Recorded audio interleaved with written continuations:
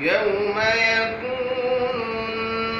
الناس كالفراش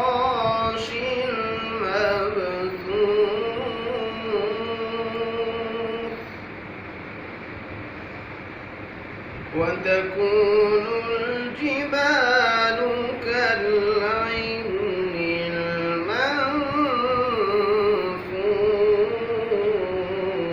المنفوش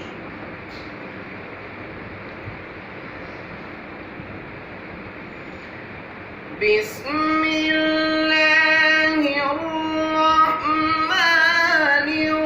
الرحيم القارعة ما القارعة وما أدراك ما القارعة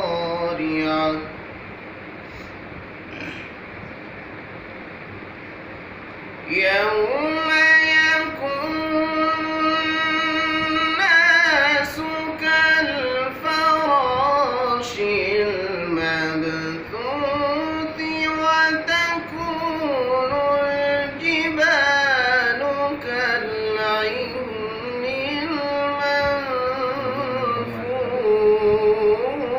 المنفوش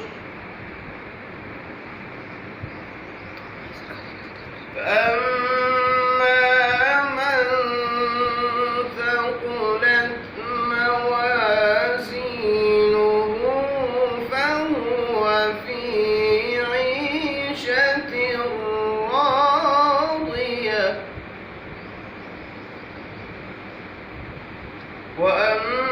وأما من خفت موازينه فأمه